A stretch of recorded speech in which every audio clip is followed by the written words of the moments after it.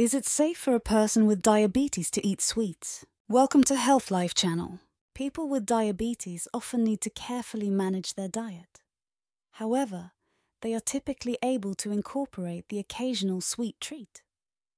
Diabetes is a chronic condition that causes a person's blood glucose levels to become too high. Carefully monitoring carbohydrate and sugar intake is vital when managing diabetes because of its potential impact on blood glucose or sugar levels. As a result, there is a popular misconception that people with diabetes must avoid all sweets and sugary foods. However, it is still possible to eat sweets, chocolate or sugary food as long as it is part of a healthful diet plan. In this article, we look at eating sweets as part of a healthful diet, types of sugars and sugar substitutes, and how to read the nutrition label on food packaging. Diabetes, sweets and the diet. The amount of carbohydrate and sugars a person with diabetes can eat depends on factors, including their activity levels, whether they are trying to lose weight or maintain a healthy weight, whether they are trying to lower their blood glucose levels. A doctor or dietitian can help people set personal goals and advise on a diet plan to suit their needs.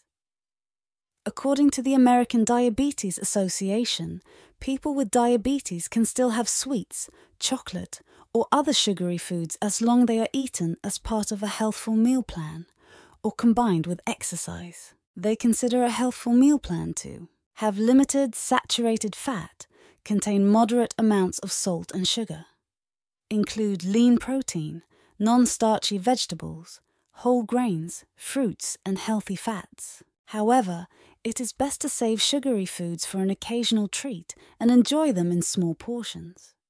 When choosing any food, it is essential for a person with diabetes to understand how it can affect their blood glucose levels. Knowing how to read the nutrition labels on food packaging can make this easier. Many foods claim to be sugar-free or have no added sugar. However, these foods can still contain calories and types of carbohydrate that can impact a person's blood sugar levels. Types of sugar. There are three main types of carbohydrates: simple carbohydrates or simple sugars, complex carbohydrates or starches fiber, which is from plant foods and mostly indigestible. Both natural and added sugars are present in foods. Examples of natural sugars include fructose, which is in fruits, lactose, which is in dairy products. Manufacturers use more than 60 different names for added sugar on the ingredients list of food labels. Some common names include sucrose, also known as table sugar, high fructose corn syrup, brown rice syrup, agave nectar honey maple syrup, maltose dextrose malt syrup, glucose maltodextrin, barley malt beet sugar. When a person eats, their digestive system breaks down the carbohydrates from the food into glucose, which is a simple sugar. The body then absorbs this glucose into the bloodstream. Glucose is the body's primary energy source. A hormone called insulin instructs the cells to absorb glucose from the blood. People with diabetes either do not produce enough insulin or their cells do not respond to the hormone appropriately. This causes blood glucose levels to become too high. Simple sugars tend to raise blood glucose levels faster and higher than complex carbohydrates, such as whole wheat and oatmeal. Sugar substitutes. Sugar substitutes are low or no calorie alternatives to sugar that usually have less impact on a person's blood glucose levels. Manufacturers commonly add them to many foods, especially products they describe as low sugar, reduced sugar, diet, or low calorie. However, other ingredients in these products may still add calories or carbohydrates to total intake. Before buying a reduced sugar product, it is important to check the nutrition details on the label. Sugar substitutes may also cause a person to a large amount of food later on.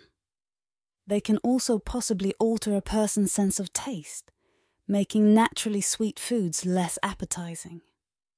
The following are common sugar substitutes: Artificial sweeteners. Artificial sweeteners, also known as non-nutritive sweeteners, are synthetic sugar substitutes that typically contain 0 or very few calories.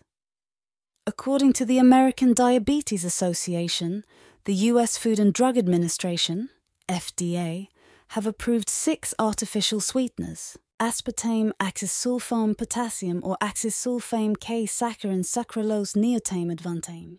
People can also buy many of these artificial sweeteners to use as substitutes for table sugar or in cooking and baking. Sugar alcohols. Sugar alcohols are a type of carbohydrate that occurs naturally in plants. However, manufacturers need to process them before using them in foods as sweeteners. Sugar alcohols have fewer calories than regular sugar, but can still increase a person's blood glucose levels. Common sugar alcohols include sorbitol mannitol, xylitol, erythritol, maltitol, isomalt lactitol. In some people, sugar alcohols can have a laxative effect, which can cause diarrhea and gas. Stevia. Stevia is a generally recognized as safe or grey sweetener. However, manufacturers need to extract and purify the sweetener from the Stevia rebaudiana plant using a chemical process. Stevia is also known as rebaudioside A, Reb A, or Rebiana. Stevia contains no sugar or calories, and manufacturers add it to many different food and drink products as a sugar substitute. These products may describe themselves as being naturally sweetened. Stevia is also available as a tabletop sweetener. Stevia sweeteners are available to purchase online. Monk fruit. The monk fruit, or luo han guo, is a plant native to Southeast Asia. The juice from monk fruit is extremely sweet, around 150–250 times sweeter than table sugar. Manufacturers add it to a range of foods and drinks as a sugar substitute. Similarly to stevia, monk fruit extract is a GRS sweetener, contains no sugar or calories, and products containing have permission to describe themselves as naturally sweetened. Monk fruit is also available as a tabletop sweetener. Reading a nutrition label. In the US, all packaged food and drink products display a nutrition facts label. Knowing how to read this label can help people determine the potential impact food or drink may have on their blood glucose levels. There is often a multitude of information on a nutrition facts label, but the 3 most important numbers are: serving size, total carbohydrates, calories. We discuss each of these below. If a food product contains any artificial sweeteners or other sugar substitutes, the manufacturer will include them an ingredients list directly below the nutrition facts box. Serving size. In the US, all packaged food and drink products display a nutrition facts label. Knowing how to read this label can help people determine the potential impact food or drink may have on their blood glucose levels. Manufacturers base the serving size on common household measures that are appropriate to the food, such as cups, tablespoons, pieces, slices, jars. The label will also always include the serving size in grams, G, and the number of servings per container. Calories. A nutrition facts label will also inform the customer about the total number of calories in one serving. These calories come from all sources, including fat, carbohydrate, protein, and alcohol. Knowing daily calorie intake can be important for people wanting to lose weight or maintain a healthy weight. To lose weight, people need to eat fewer calories than they burn. They can achieve this by engaging in physical activity and exercise to activate metabolic processes. Anyone who wishes to lose weight should speak to a doctor or dietitian for advice on a diet plan. Total carbohydrates. The figure for total carbohydrates states the amount of carbohydrate in grams that one serving contains. This number includes sugar, complex carbohydrate, and fiber. For people with diabetes, it is critical to consider the total amount of carbohydrate and not just sugar. All types of carbohydrate can affect blood glucose levels. A diabetes educator, dietitian or diabetologist will create an individualized diet plan as part of managing glucose. The plan restricts carbohydrate intake to keep blood sugar within a normal range. The ADA do not suggest a specific number of carbohydrates for people with diabetes. Instead, people should closely follow their doctor's diet plan. Some foods may contain little or no sugar, but a lot of carbohydrate. By only looking at the amount of sugar on a label, a person may end up underestimating the food's potential impact on their blood glucose.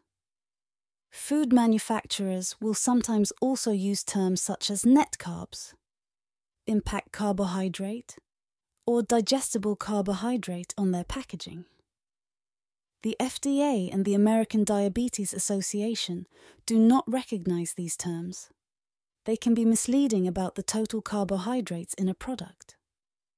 Manufacturers often calculate these figures by subtracting the quantity of sugar, alcohol, and fiber from the total carbohydrate. However, this method can give the impression that the product has less carbohydrate than it does. People with diabetes should always look at the number of total carbohydrates when deciding whether or not to eat a particular food. Takeaway: people with diabetes can have sweets and other sugary foods as part of a healthful meal plan or when combined with exercise. However, it is best to enjoy sweets in small portions as an occasional treat. When choosing any food, it is important to read the nutrition label and be mindful of how the number of total carbohydrates can affect a person's blood sugar levels.